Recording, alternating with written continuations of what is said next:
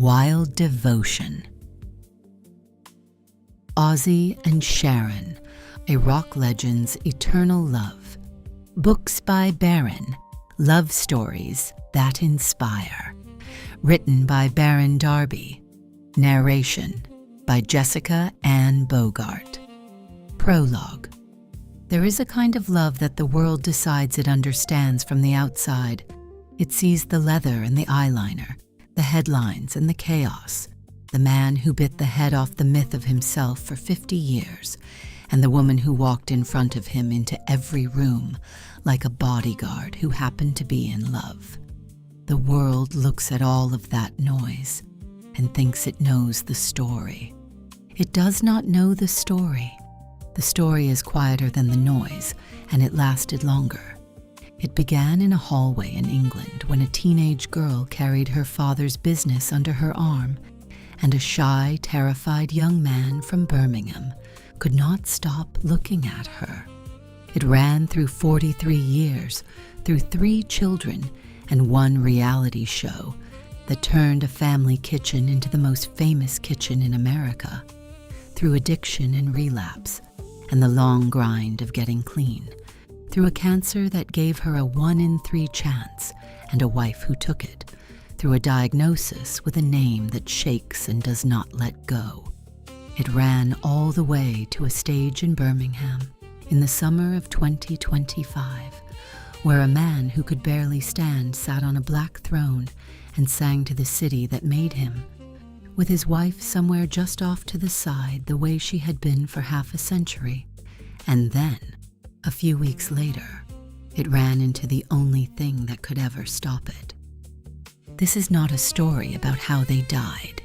It is a story about how they stayed. Listen for the staying. It is in everything. Part 1. The Manager's Daughter. Chapter 1. Everybody wants to start this story with the wedding, or with the reality show, or with one of the bad years the tabloids loved so much. But that is not where it starts. It starts in a hallway in England, and it starts with a smell. Sharon Osbourne was a teenager, and her father managed the loudest band in the country.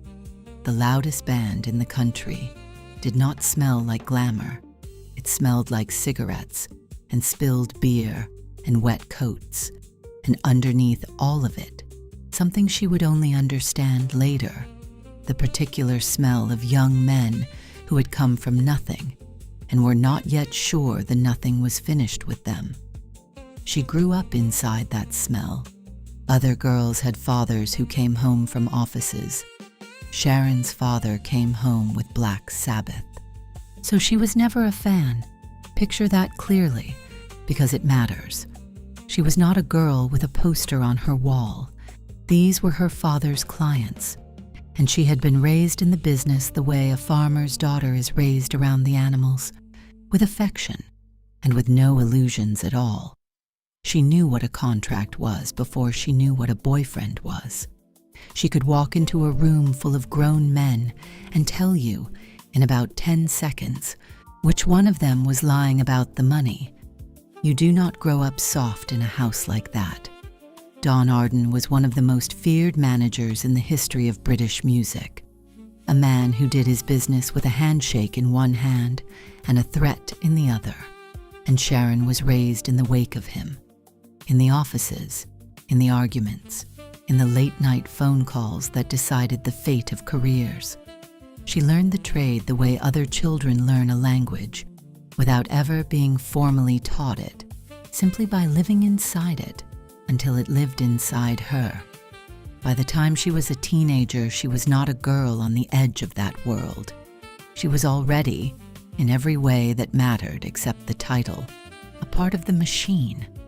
And that is the thing to hold on to, because it explains everything that came after. Sharon was never a groupie who got lucky, never a pretty girl who married a star. She was a professional before she was old enough to vote, a strategist raised by a strategist, a woman who understood power in a business built on it. When she finally turned all of that formidable machinery toward one frightened singer, It was not a schoolgirl crush. It was the most capable person in the room deciding where to aim. And then there was the one in the corner. He did not look at her the way the others did. The others looked at her like the boss's daughter, which is to say carefully, and then away. He looked at her like he had forgotten there was any reason not to. He had a face that had not decided yet whether it was going to be beautiful or a disaster. And there was something moving underneath the fear in him, because he was frightened. You could see it, this enormous, frightened animal of a boy. And that something underneath the fear was the very thing she would spend the rest of her life trying to protect. His name was John. Everybody called him Ozzy. And the first thought Sharon Arden ever had about the man she would marry, the man she would fight for and fight with, and stand beside for 43 years, was not a romantic one. It was this: somebody needs to look after that one, or the world is going to eat him alive. She did not know yet that the somebody was going to be her. That part comes later. For most of the 1970s, there was nothing between them but the business. She was Don Arden's daughter, and you did not touch Don Arden's daughter, not if you wanted to keep your teeth. So she watched him from across the professional distance her father drew in the air like a chalk line. She watched the shy boy in the corner turn into the voice of a thing that was changing music, into a creature that 50,000 people screamed for in the dark. And she watched the other thing too, the drinking that was not fun anymore, the way the machine of the band was slowly grinding him back down into something smaller than the boy she had first seen in the hallway. She told herself it was not her problem. Sharon Osbourne has never, in her whole life, been very good at telling herself things. Chapter 2. Here is the plain truth of Ozzy Osbourne, and he never dressed it up, because there was no way to dress it up. He fell in love with Sharon Arden long before he had the first idea what to do about a woman like that, and he stayed in love with her for the rest of his life. And the staying was the one thing he always believed he had done right, on purpose. He was, by his own account, a mess. That belongs on the record before anyone turns him into a romantic, because he was not one.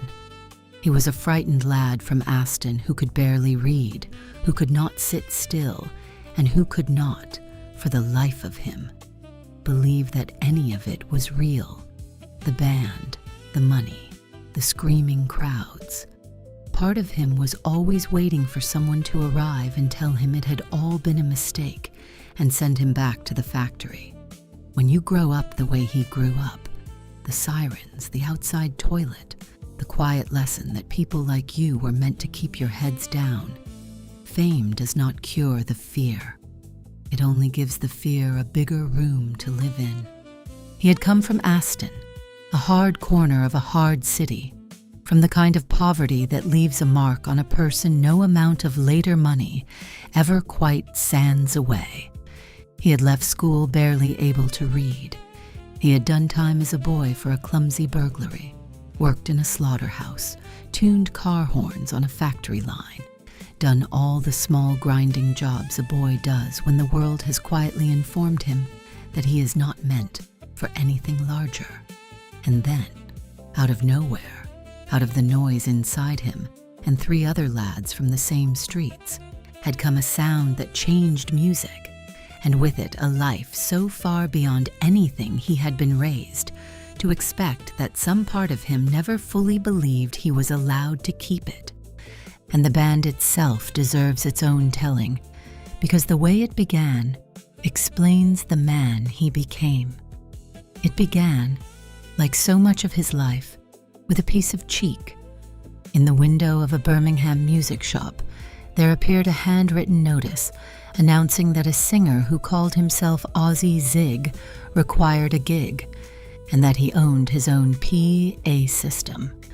The PA was the entire sales pitch, and it was nearly the entire truth of his possessions.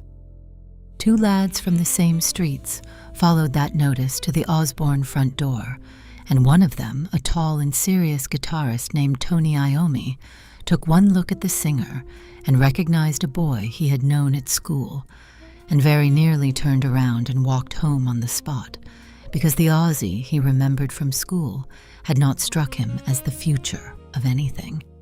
It is one of the great near misses in the history of music. The heaviest band the world would ever hear was almost undone before its first rehearsal by a schoolyard reputation.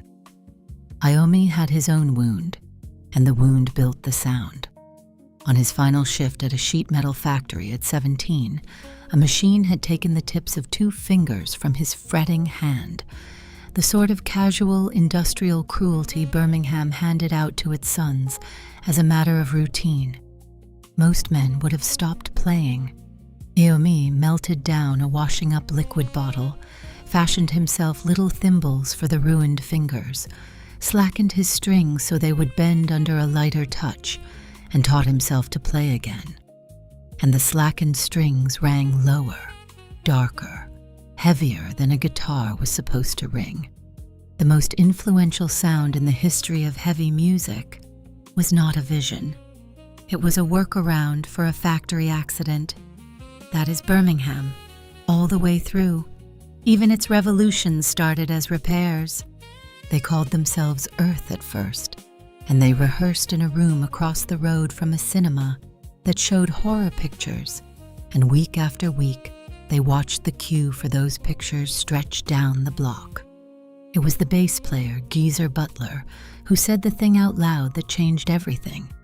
It is strange, is it not, that people will pay good money to be frightened. So the 4 of them decided to become the musical equivalent of the queue across the road.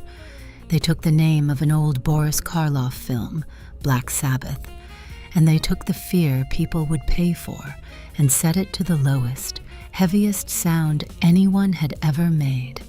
It was factory town logic of the purest kind. They found the demand. They supplied it. The first album was recorded in a single day, more or less live, because a single day of studio time was what 4 broke lads from Aston could afford, and it was released on a Friday the 13th in February of 1970. The critics were appalled, which the band eventually understood to be a form of applause. The teenagers of the industrial world were not appalled. They heard in that sound the noise of their own streets, given permission to be enormous. Later that same year came Paranoid. The title song dashed off in a few spare minutes because the album was running short, the way the most famous things so often arrive, unannounced, while everyone is looking at something else. And the album went to #1 in Britain, and 4 young men who months earlier had been fitted for lives of factory shifts were suddenly the loudest thing in the country. Then came America, and America multiplied everything. The tours got longer, the halls got bigger, the albums kept coming. One after another through the first half of the 70s, each one carrying the sound deeper into a generation. And out at the front of all of it, every night, stood Ozzy, the voice, that keening, urgent, strangely wounded voice, one of the most instantly recognizable instruments in music, howling out of a man who still, in his own head, was waiting to be sent back to the slaughterhouse. Because here is the part the crowds could not see. The bigger it grew, the less he believed it. The money was mishandled by a parade of managers, so the riches mostly ran past the band, on their way to other men's pockets, and the schedule worked them like the mine. And the industry's answer to exhaustion in those years was chemical. Drink and everything stronger were simply the currency of the road, and Ozzy paid in that currency more freely than any man alive, because he was not medicating tiredness. He was medicating the fear. Every night, 50,000 people screamed that he was a god, and every morning the boy from Aston woke up certain that today was the day they would all find out he was not.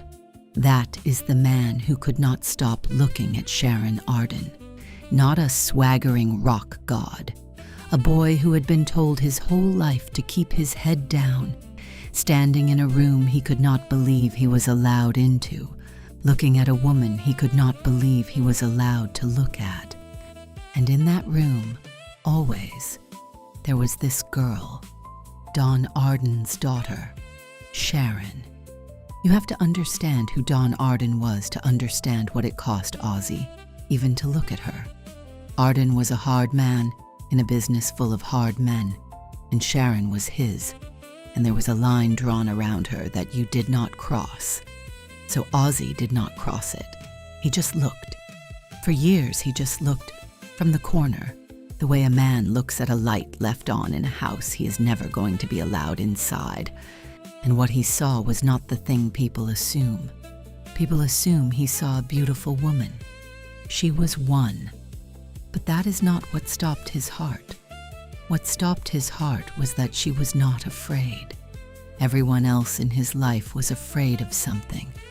Of his father, of the drink, of Ozzy himself when the drink was in him. Sharon walked through the middle of the loudest, most frightening business in the world, as though the noise were working for her. She would step into a room full of men twice her size, men who ran the record companies, and within a minute, those men were sitting up straight. He had spent his whole life being pushed around by the world, and here was this young woman pushing the world back. He thought, if I could just stand next to that, even for a minute, maybe the world would stop being able to get at me. He was right, and he was wrong. The way a person is always both about the things that matter. She did stand between him and the world. For 43 years she stood between him and the world. And there were nights the only reason he woke up at all was that she would not permit him not to. But she never made the fear go away. No one could have. What she did was harder than that, and better. She stayed in the room with it. She stayed in the room with him on the nights when he was not a rock star at all, when he was only a sick, frightened man who had done something terrible or was about to, and she did not leave, and she did not lie about it.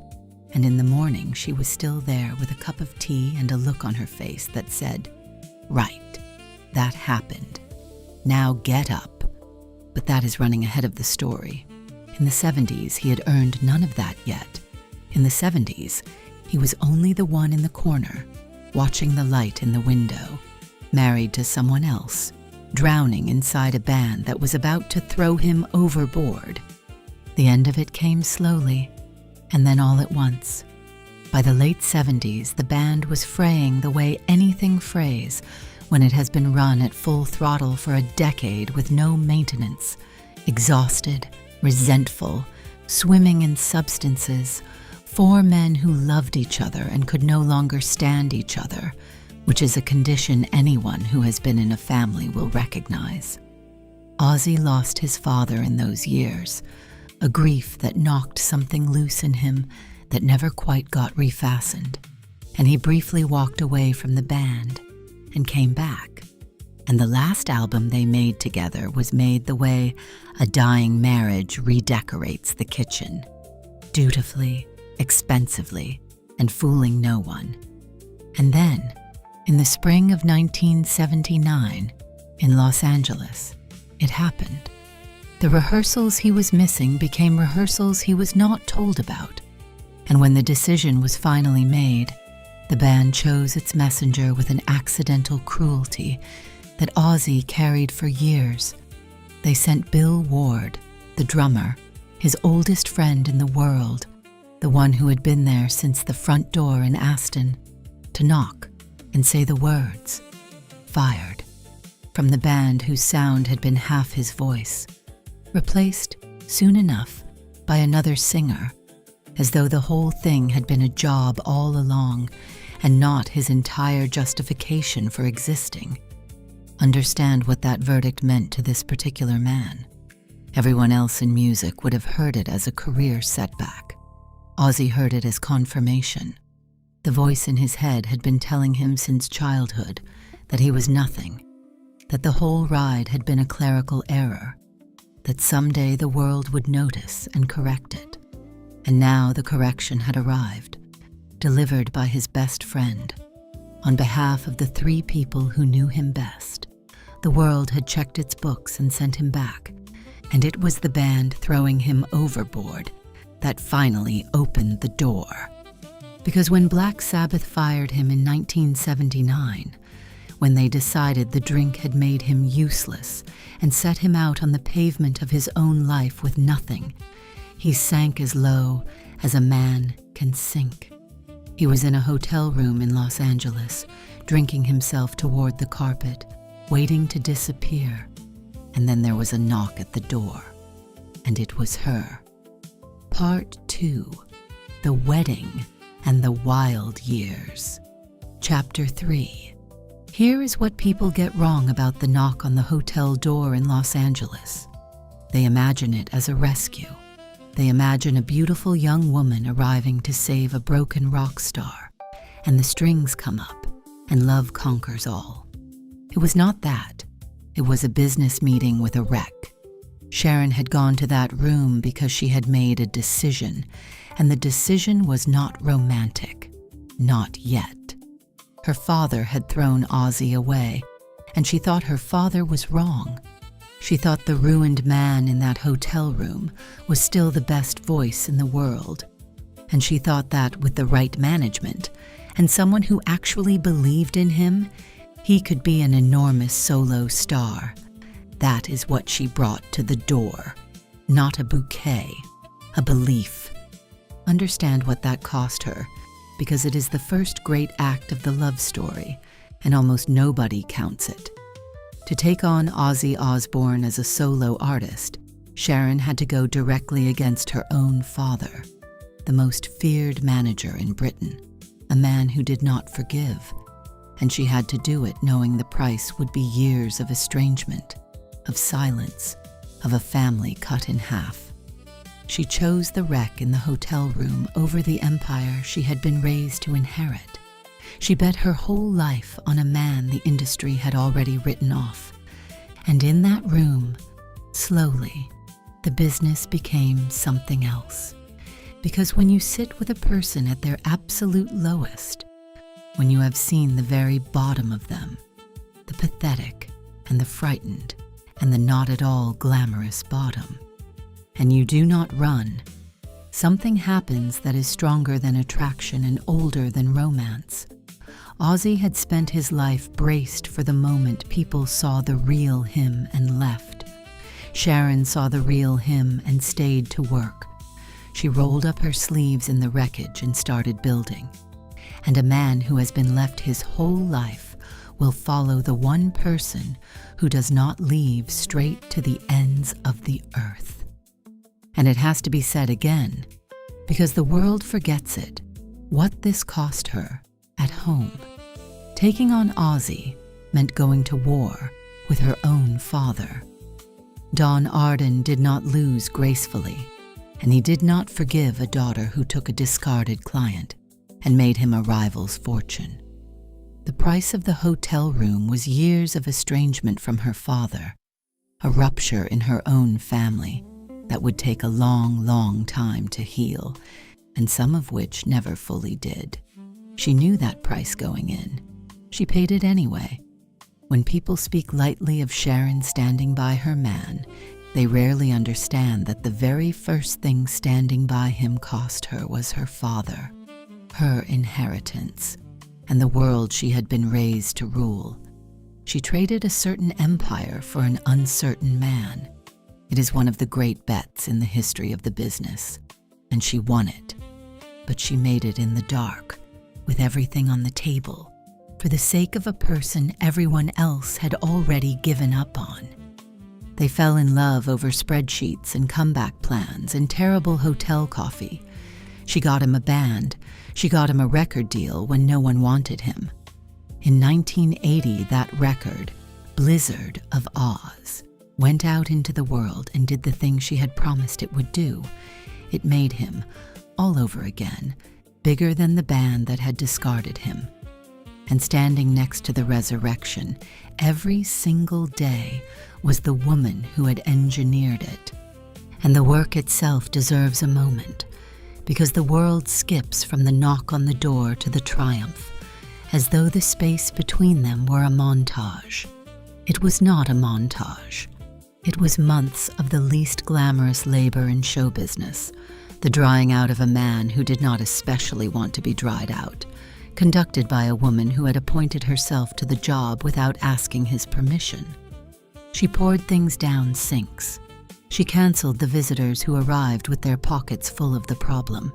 She got food into him that had not been fried within an inch of its life, and got him upright in the mornings, and sat him at tables with lists, actual lists, written on hotel stationery, of what was going to happen next, because she understood, with the instinct of a manager's daughter, that a drowning man does not need a philosophy. He needs a schedule, and she took him to the meetings, which may have been the bravest part. Picture the two of them in the waiting rooms of the industry in 1979, the discarded singer everyone in the building had already written off, and the 20-something daughter of a man half the executives feared and the other half hated. The doors that opened slowly and with visible reluctance. The men behind the desks looked at Ozzy, the way one looks at a car that has been in a flood. And meeting after meeting, Sharon sat forward in her chair and made the case, not sentimentally, never sentimentally, but with numbers and belief and a refusal to be condescended to that left a mark on every room she passed through. He would remember those months, always, as the period when he learned what she actually was. Not a rescuer, a builder who had decided he was worth the materials. Somewhere in the middle of all that scaffolding, the other thing arrived, quietly, the way it does. There was no lightning strike moment either of them ever pointed to, no scene from a film. There was a morning when the coffee was terrible and the list was long, and he looked across the table at this ferocious young woman, arguing with a record company on his behalf, and understood that he would rather be nowhere on earth but this shabby table.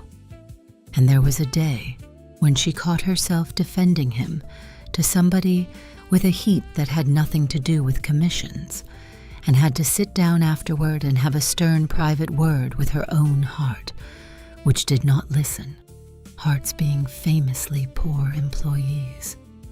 The business plan had sprung a leak, and the leak was love, and neither of them ever managed to patch it, and neither of them, for 46 years, ever really tried. She had not come to save him, she had come to work, but you cannot build a life at someone's side and hand it to them, and not, somewhere in the building, give them your heart along with it. Chapter 4.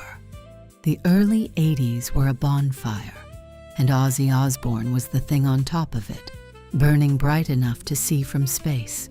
The solo career detonated. The albums sold, the tours got enormous, and the legend, the wild, cartoonish, headline-devouring legend of the Prince of Darkness, grew a life of its own, feeding on incidents that got retold until they stopped sounding like things that happened to a real, frightened man and started sounding like scenes from a horror film he was contractually obligated to keep starring in.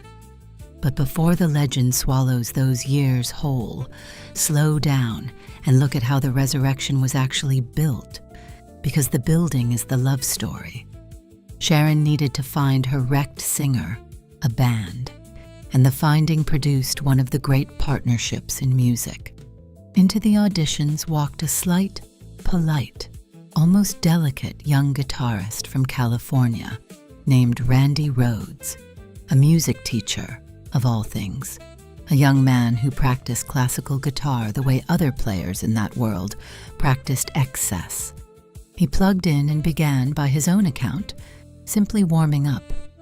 The warm-up was enough. Ozzy, who was in no condition that day to judge much of anything, was in good enough condition to know lightning when it struck, and he hired the young man practically mid-scale. Randy was everything Ozzy was not: disciplined, studious, gentle, contained.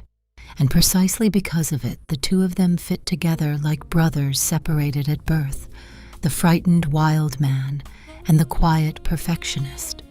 What they made together made the comeback real. Blizzard of Oz did not merely sell, it announced. Crazy Train alone put him back on every radio in America, and a year later, Diary of a Madman landed on top of it. And suddenly, the discarded man was filling arenas larger than the ones his old band was playing. The men who had set him out on the pavement in 1979 now had the particular experience, and there is no experience in the music business more clarifying, of watching the man they had written off become bigger without them than he had ever been with them. Every ticket, every album, every sold-out night was Sharon's belief converted into arithmetic. And then there is the bat, because there is no honest telling of this life without the bat.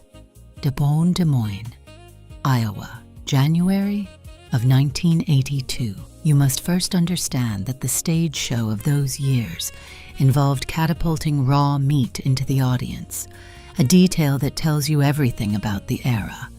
And the audiences, entering into the spirit of the exchange, had taken to throwing things back. A nightly commerce of debris flew in both directions, so when a bat landed on the stage, Ozzy assumed it was rubber, as most of the arriving wildlife was, and he did the showman's thing and bit down. It was not rubber. What followed was weeks of rabies injections, a needle in whichever city that night's show was in, administered nightly to a man being vaccinated like a farm animal, and he would insist, with some justice, that the injections were the worst pain the entire decade had inflicted on him. The bat, it should be recorded for history, was the only party in the exchange with a legitimate grievance. But the headline wrote itself, and the cartoon of the Prince of Darkness grew another story. And somewhere underneath it, a rather startled man from Birmingham got his shots and went on stage. A month later, Texas. Sharon, by then fluent in the science of managing him, attempted a preventative measure. While he slept, she hid every stitch of his clothing, on the theory that a man with no trousers cannot leave a hotel room. The theory was sound. The man was not. He woke, found one of her evening dresses in the wardrobe, put it on, went out into the San Antonio afternoon, and relieved himself against an old stone wall that turned out to be a shrine of the Republic of Texas, a wall Texans hold roughly as sacred as the crown jewels. He was arrested in the dress. He was banned from the city for the better part of a decade. And here is the part the legend always leaves off, the part that matters in a book about who he actually was. 10 years later, he went back, apologized like a grown man, and made a donation to the ladies who kept the shrine. And the city took him back. Even the worst of the stories, followed all the way to the end, turns out to be a story about making amends. And even Sharon's failures, notice, became legend, a young woman trying to manage the unmanageable with the tools available, which that afternoon consisted of a locked suitcase and hope. And here is the part the legend leaves out. The wildness was not a marketing plan. The wildness was a symptom. Ozzy drank the way a drowning man reaches for anything that floats. He drank at the fear, the same fear from the hallway, the same fear that fame had only given a bigger room, and drink was not the end of it. There were other things, harder things, and there were years in there that he himself could barely account for afterward, whole stretches of the calendar that had simply gone dark. He would come to describe those years with a kind of appalled honesty, as a man describing a stranger who had been wearing his body. And this is where the tenderness of the story matters most, because it would be so easy. The world did it for decades, to turn those years into a highlight reel of shocking anecdotes. The incidents everyone can recite, the stunts and the arrests and the headlines that made him a cartoon. But behind every one of those famous stories was a real and frightened and profoundly unwell human being, and one person who refused to let the cartoon be the whole of him. Sharon never had the luxury of laughing at the legend, because she was the one cleaning up after the man. She knew the difference between the myth the world was entertained by and the illness that was quietly trying to kill the person she loved. And she spent those years fighting the illness while the world applauded the myth, which is one of the loneliest jobs there is. Nobody sends flowers to the woman keeping the rock star alive.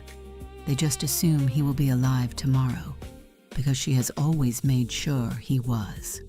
And through all of it, the incidents, the arrests, the benders that frightened everyone around him, there was Sharon, not floating above it, glamorous and untouched, down in it, managing the career with one hand and with the other, trying to keep the man alive long enough to have a career at all. She fired the people who were feeding him. She canceled the shows he could not do and rebooked the ones he could. She learned the exact weight of him unconscious, which is a thing no love song will ever mention, and every real marriage to an addict knows by heart. People looked at the two of them in those years and saw a rock and roll circus. What was actually happening was quieter and far more serious. A young woman was holding the line, professionally, physically, nightly, around a man who was doing his level best to disappear because she had decided, back in a hotel room in Los Angeles, that he was worth the holding. It could not go on like that forever. It nearly did not. And in March of 1982, in a field in Florida, the price of that life was paid, though not this time by him. The tour bus had stopped for the night near a small airstrip. The driver, who held a pilot's license, took a light plane up in the early morning while the band slept and began making low passes over the bus. A joke, a stunt, the kind of casual recklessness that traveled with rock tours in those years like extra luggage. On one of the passes, the plane came too low. A wing clipped the bus, and the aircraft spun into a house beside the field and burned. Aboard it were Rachel Youngblood, a beloved member of the touring family, and Randy Rhoads. Randy was 25 years old. He had hated flying all his life and had been coaxed aboard for a few minutes of morning calm. He never came back down to the life that was waiting to be enormous. Ozzy and Sharon were feet away when it happened, close enough to be woken by it, close enough that no version of that morning could ever be softened by distance. And the grief nearly finished everything. Randy had been more than a guitarist to Ozzy. He had been the walking proof that the second chance was real. The gentle brother the resurrection had been built beside, and now the resurrection had gotten him killed. That is how Ozzy carried it, whatever anyone told him. He wanted to stop. He wanted, more precisely, to climb into a bottle and pull the cork in after himself, and no one on earth could have blamed him. Sharon made the hardest call of her professional life, and she made it as an act of love disguised as management. The tour would grieve, and the tour would go on. She understood something about her man that the outraged onlookers did not, that if he stopped moving now, at the bottom of this, he would never start again. That motion was the only rope she had to throw him. People called it cold. It was the opposite of cold. It was a woman standing in the wreckage of the worst morning of their shared life, deciding that the man she loved was going to survive it, and then making the arrangements, because someone had to. It was the first grave they stood at together. It would not be the last, but they stood at it together, and together they were learning was the only way either of them was going to get through this life. But before the worst of it, there was a wedding, because in the middle of the bonfire, on a beach on the other side of the world, these two people who had already been through more than most couples survive in a lifetime decided to make it official. Chapter 5. They married on the 4th of July, 1982, in Maui. Sharon chose the date on purpose, and the reason is the most Sharon reason imaginable. She picked American Independence Day so that her husband, who could not reliably remember what year it was, would never have an excuse to forget their anniversary. There would be fireworks over every city in a nation every single year for the rest of his life, and all of them, as far as he was concerned, were for her. It was a joke, and it was a strategy, and it was, underneath, a quiet act of engineering by a woman who had already learned that loving Ozzy Osbourne meant building the structures that would hold the love in place, and that in a single small decision is the whole of Sharon Osbourne. She did not trust the world to remember for him.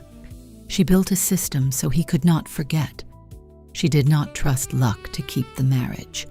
She engineered it, brick by brick, with the same practical genius she brought to his career. There is a particular kind of love that does not announce itself in grand romantic gestures, but instead quietly removes every obstacle in the beloved's path before he even notices it is there, that anticipates the failure and prevents it, that turns even a wedding date into a lifelong insurance policy against a forgetful heart. That was how she loved him, not in poetry, in infrastructure. And infrastructure, it turns out, is what actually holds a marriage up across 43 years, long after the poetry has been forgotten. And then the children came, quickly, the way everything came in those years. May in the autumn of 1983, Kelly a year later, in 1984, Jack the year after that, in 1985. 3 children in barely more than 2 years, born into the eye of the storm, into a household that was also a business, a rehab, a war room, and a rock and roll tour, all at once. Sharon ran all of it. This is not an exaggeration, and it is not a wife being generous about her own contribution. She managed the career that paid for the life, and she managed the life the career kept trying to burn down, and she raised the 3 children in the narrow, precious hours when the machine let her, and she did it while married to a man who was, in those years, an active and dangerous addict. She was a manager, a mother, a nurse, a bodyguard, and a wife, frequently within the same hour.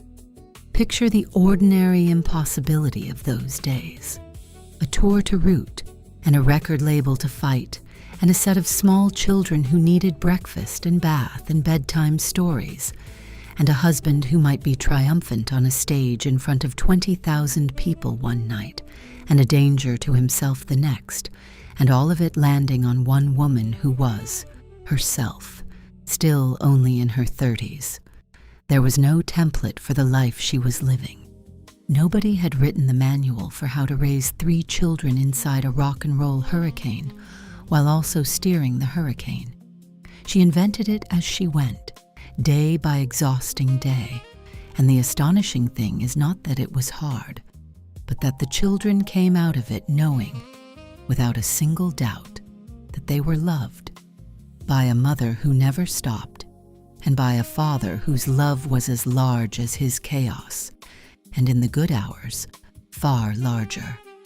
The Osbourne children grew up in a home that the outside world would have called insane, and that they themselves would always describe, fiercely, as full of love. That was Sharon's doing. She built a functioning family in the middle of a storm, out of sheer will and a refusal to let the storm win. And because this is their story too, the three of them deserve to be met properly, one at a time, the way their parents met them. Aimee came first, in the autumn of 1983, and from the beginning she was the watcher. Every family has one, the child at the edge of the room who studies the adults and files it all away. And in a family like this one, the watcher had more to study than most. She was self-possessed, almost from the cradle, private in a household where privacy was the scarcest commodity on the property. A girl who observed the circus with clear eyes and kept her own counsel about it. Her parents would learn, in time, to respect that counsel more than almost anyone's. Hold on to that about Aimee. It matters later. Kelly arrived a year after, and Kelly was by universal family agreement her mother poured into a smaller container. The will, the mouth, the velocity, the total absence of fear. All of it was Sharon's, replicated with uncanny fidelity, which meant that by the age of 4, Kelly was going toe-to-toe with the one person in the Western Hemisphere who could match her.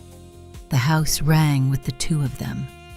But Kelly had gotten something from the other parent too, something quieter, the music. She was the one who would climb into her father's lap while he hummed, the one who absorbed his melodies the way children absorb a language. File that away as well. One day, decades on, it will pay off in a way that no one in that loud kitchen could have predicted, in a hospital room, at Christmas. And then Jack, the youngest, born in 1985, who from the moment he could walk wanted only one job in the world, and the job was his father. He shadowed the roadies.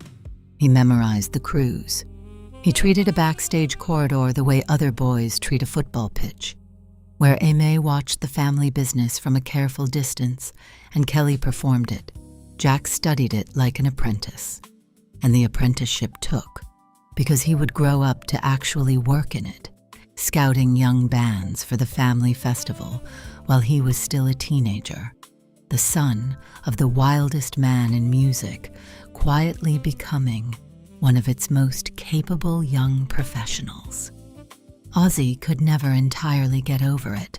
He had spent his childhood being told he would amount to nothing, and here was his boy, walking around a festival ground with a clipboard, amounting. Home, meanwhile, was its own traveling circus. The children were raised on tour buses and in hotel corridors, birthday cakes produced from catering trucks in whatever city the calendar had assigned, homework done under the supervision of whichever adult was most nearly sober and most nearly awake. And when the machine paused and the family landed back in England, the world's most frightening man revealed himself to be the most easily defeated father in the county. This was a man who had survived a decade of Black Sabbath tours, a bat with a grievance, and the state of Texas, and he could be brought to his knees entirely and without resistance by a folding pram. He could command 60,000 people with one arm. He could not assemble a cot without producing language that impressed even the road crew. The children learned early that the Prince of Darkness was a title their father wore to work, the way other fathers wore ties, and that the man who came home from work was gentler than anybody's dad, and considerably worse with machinery. It would be a lie, and this book does not tell those, to pretend their childhood was only charming chaos. Their father's illness was part of it. The disappearances, the hospital words, the mornings after, and all three of them, grown, would speak of it honestly, because honesty about that illness became the family trade. They grew up knowing two fathers, the tender one who worried over them, and the vanishing one the disease took away for stretches at a time. What held underneath was the thing Sharon built and would not let fall, the certainty, never once in doubt in any of those 3 young lives, that they were loved beyond all measure by both the fathers and defended to the last breath by their mother. Visitors to the house expected Gothic gloom and found instead dogs on the furniture, a shrieking, laughing, arguing family, and the television too loud. The darkness was merchandise. The love was real. And she did it, she would always insist, because underneath everything, underneath the drink and the chaos and the worst nights, there was the boy from the hallway, the frightened, funny, unbearably tender man who, when he was well, loved her and those 3 children with an intensity that made the whole exhausting war worth fighting. She was not staying out of duty. She was staying because she had seen who he really was, down at the bottom, on the day her own father had thrown him away, and she had decided that person was hers. But loving someone at the bottom does not keep them from the bottom. And there was a night coming, at the end of the 80s, when the bottom came all the way up to meet them both. A night that should, by every reasonable measure, have ended the marriage and the story for good. Chapter 6. There is a night in 1989 that has to be in this book, told plainly and with care, because to leave it out would be to tell a lie by omission, and this is not a story that needs lies. Ozzy, in a blackout, deep in the worst of his addiction, tried to kill her. He came at Sharon in a drunken haze and put his hands around her throat, and she survived it, and he was arrested. And when he came back to himself in a cell, he had no memory of any of it, which is its own kind of horror, to be told you have done the unforgivable thing and to have no way inside your own mind to find it. That is the fact, and it will not be softened here, because Sharon herself never softened it. In the years afterward, she spoke about that night with a steadiness that stunned people. She did not excuse it. She named it for exactly what it was, the lowest and most frightening moment of their lives, the place where the disease very nearly took everything. But here is the harder truth, the one that does not fit on a magazine cover.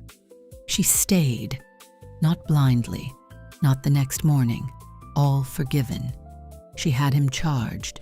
She let the full weight of it land on him, and then, over time, watching him face what he had done, watching him fight his way toward getting genuinely well, she made a choice that was hers alone to make and that no one else has any standing to judge. She decided that the man who had done that thing was not the whole of the man, that the disease was not the marriage, and that the frightened boy she had believed in was still in there, still worth believing in, if he would do the work. He did the work, not perfectly, not all at once.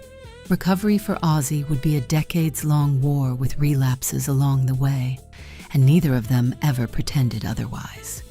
But something shifted after that night. The bottom had been reached, and a marriage that reaches an actual bottom and does not end there has learned something most marriages never have to learn, exactly how much weight it can hold. And it is worth pausing on what the work actually looked like, because recovery in real life is not a montage either. It had started years before that night. There had been a famous clinic in the mid-80s, the first of many, entered with the vague hope that somebody could simply remove the illness the way you remove an appendix. And it continued for decades after. The programs, the counselors, the sober companions on tour, the daily unglamorous machinery of a man relearning how to be alive without anesthetic. He approached sobriety the way he approached everything, which is to say with total commitment and intermittent success. There were stretches of shining wellness, and there were relapses, and both of them told the truth about both, which put the Osbournes roughly 30 years ahead of the culture on the subject of addiction. They treated it in public the way it actually is in private. Not a scandal, not a moral failing, but a chronic illness that lives in the house with you and has to be managed like weather. Sobriety, when it held, gave him back to himself in ways that startled everyone, including him. The man discovered mornings. He discovered, of all things, exercise, and threw himself at it with the fervor of the newly converted, until the Prince of Darkness pounding a treadmill at dawn became one of the household's reliable comic sights, a man who had spent 2 decades trying to destroy his body, now maintaining it like a classic car. He discovered tea and television and the radical pleasure of remembering the previous evening. And Sharon learned her own hard discipline in those years, which was the discipline of the addict's wife, to help without carrying, to watch without hovering, to love the man while refusing to nurse the disease. She did not always get the balance right. Nobody ever has. But she stayed at the controls of it, year after year, adjusting, forgiving, insisting, and the marriage that the illness should have ended kept, instead, outliving every prediction made about it. None of that means the road afterward was smooth, and this book will not pretend it was. Recovery from the kind of illness Ozzy had is not a single triumphant morning. It is a long war with a shifting front line, with victories and relapses, and the slow, unglamorous work of getting up again after each fall. There were more hard years after 1989. There were more times Sharon had to decide, with her eyes open, whether the man was worth the fight. And the fact that the fight was long does not make her choice weaker. It makes it stronger. Anyone can forgive once, in a rush of feeling. To choose someone again and again, across decades, knowing exactly what the choosing will cost, knowing the illness may come back, knowing the frightened boy may fail you again, that is not sentiment. That is devotion of a kind most people never have to summon, and hope they never do. She summoned it for 43 years. She had it in reserve the way other people have savings. In 1989, quietly, without their own children knowing, they renewed their vows. Ozzy would call that second ceremony a new beginning, a chance, he said, to reaffirm what they had, to walk out into the future, knowing his wife loved him and knowing exactly how much he loved her. 2 people who had seen the very worst of each other stood up and chose each other again, on purpose, with their eyes open. That is not the love story the world tells about the Osbournes, but it is the true one, and the true one is stronger.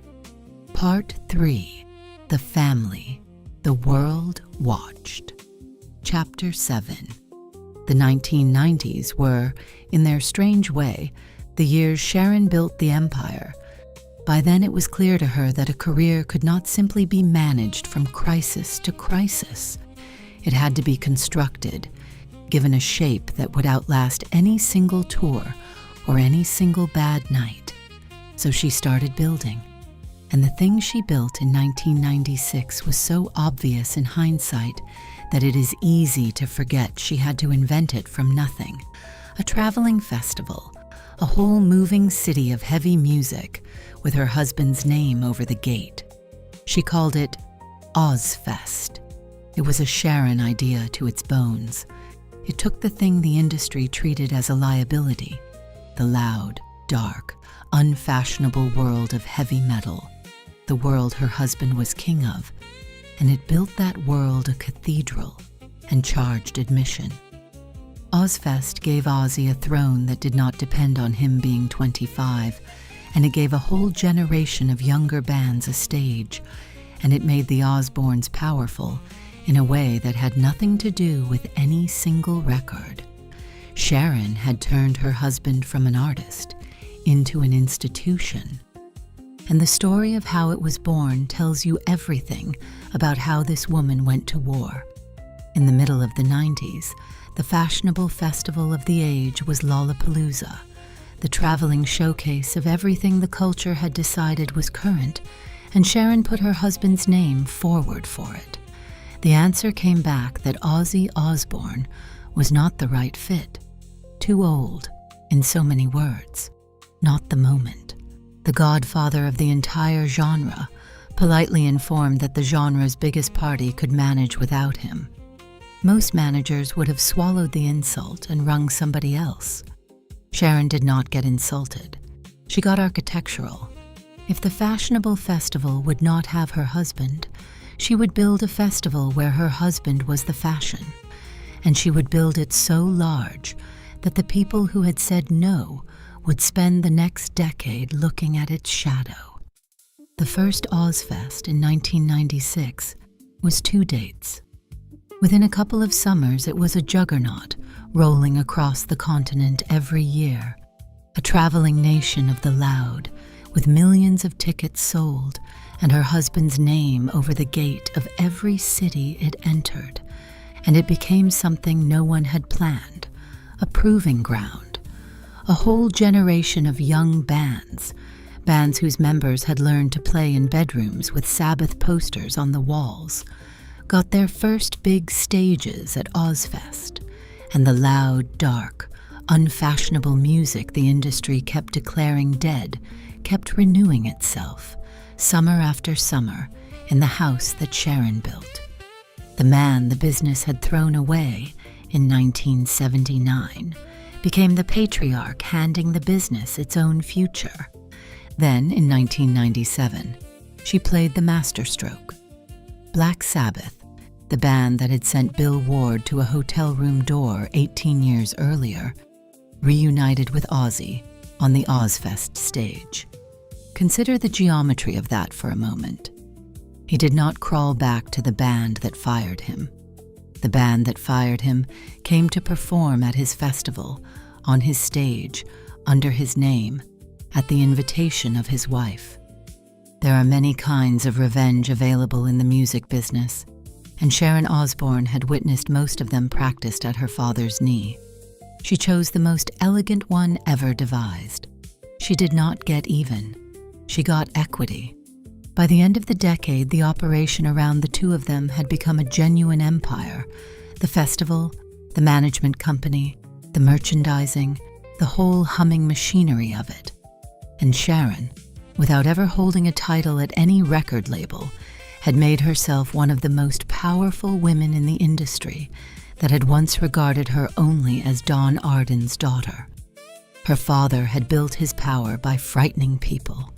She had built hers by outbuilding them. It was a better method, and it lasted longer. And the frightened boy from the hallway now lived at the center of a fortress made entirely of her decisions. And notice what that really was, underneath the business. It was love expressed in the only language she had ever fully trusted, the language of building things that last. Sharon did not write Ozzy poems. She built him a kingdom, so that the frightened boy, who never believed any of it was real, would have something solid to stand on that could not be taken away. Some people say, "I love you." Sharon Osbourne pours a foundation. She had by now been at his side for the better part of 2 decades. She had beaten back his father, his addictions, his industry, and his own worst nights. She had raised 3 children in the middle of it, and she had turned a discarded singer into one of the most durable careers in the history of the music that would not die. Think about the sheer improbability of it. The men who had fired him in 1979 had done so believing he was finished, a cautionary tale, a burnt-out case. and a decade and a half later his name was on a festival that filled stadiums across a continent every summer, that launched careers, that became a rite of passage for an entire genre, and the fans who loved it. The discarded man had become the patriarch of a whole world of music, and every brick of that improbable throne had been laid by the woman who married him, the one person, back at the lowest moment, who had refused to accept the industry's verdict. Ozfest was not just a business triumph. It was Sharon's answer, delivered in the only language the industry respected, to everyone who had ever counted her husband out. She did not argue with them. She built something so large it made the argument for her. What she did not know, as the 90s ended, was that the strangest and most famous chapter of their whole life together was about to begin, and that it would start with a television crew walking into her kitchen. Chapter 8. To understand what happened next, you have to understand the Ozzy Osbourne almost nobody outside the family had ever seen. Not the Prince of Darkness, the dad. At home, away from the stages and the legend, Ozzy was something the world would have found impossible to believe. Gentle, baffled, endlessly funny, and completely devoted to his family in the particular helpless way of a man who cannot quite operate a television remote. He wandered the house. He talked to the dogs. He said things sideways, in a Birmingham mutter that turned out on inspection to be either nonsense or accidental wisdom, and often both. The terror of heavy metal could not find the light switch, and he adored them, Sharon and the 3 children, with a soft, anxious, overflowing love that he had no cool way of expressing. So it came out as worry, as jokes, as long shuffling presences in doorways. The man who had bitten the head off the myth of himself for a paying public came home and became the least frightening person in any room. The household inventory of that man is worth taking, because no press release ever captured him half as well as his own kitchen did. This was a man who burned toast with a consistency that approached craftsmanship, on the theory, apparently, that a smoke alarm is simply a very loud egg timer. A man who conducted long, serious, entirely one-sided conversations with a rotating cast of small dogs, all of whom outranked him in the household hierarchy and knew it. A man who loved Christmas with the unembarrassed totality of a child, who could be moved nearly to tears by a nature documentary, and who regarded the dishwasher, after decades of cohabitation with it, as an unsolvable riddle left behind by a smarter civilization. He drank tea in industrial quantities. He worried about everyone, constantly and out loud. And he padded through the rooms of his own enormous house like a polite guest who was not entirely sure he was allowed to touch anything, which, given what he believed about himself deep down, was very close to the literal truth. And Sharon ran the whole warm madhouse around him with an affection she disguised, thinly, as exasperation. The 2 of them had by then perfected the private language of a long marriage, the raised eyebrow that constituted a full paragraph, the bickering that was actually a duet, the shorthand by which she could tell from 2 rooms away, from nothing but the particular quality of a silence, whether he was napping or brooding or up to something. She teased him without mercy and defended him without limit, often in the same sentence. He mispronounced things on purpose to make her laugh and then pretended he had not. Anyone who spent an evening in that kitchen came away with the same report, delivered always in the same slightly stunned tone. The most notorious wild man in the history of music and his fearsome dragon of a wife were, there was no other word for it, sweet with each other, after everything, still. There is something almost unbearably moving about that gap, the distance between the Ozzy the world was sold and the Ozzy who actually lived in the house. The world wanted a monster, and he gave them one, because it paid the bills, and because, on some level, playing the monster was easier than explaining the frightened, gentle, half-lost man underneath. But Sharon and the children got the man underneath. They got the one who worried, who apologized, who could be reduced to helpless laughter, who loved his animals and his tea and the simple safety of his own kitchen, with a tenderness the Prince of Darkness was never allowed to show. And here is the quiet marvel of the marriage. Sharon loved the monster and the man both, but she was never once fooled into thinking the monster was real. She had met the man first in the hallway, before the myth was built. She knew which one she had married, and for the whole of their life together she protected the gentle one from the world that only wanted the monster, kept a small warm room in the middle of all that noise, where he was allowed to just be John from Aston, safe and hers. He was also, in these years, genuinely trying. The war with addiction was not won. It would never be entirely won, and both of them were always honest that relapse was part of the true story. But he was in the fight, and he was in it largely for the three people who shared his last name and the one who had given it to him. Sobriety, when he could hold it, was not something he did for his career. It was something he did to be present in the house that Sharon had built around him. This was the man the cameras were about to reveal to the entire world. Nobody, least of all Ozzy, had any idea what that revelation would do.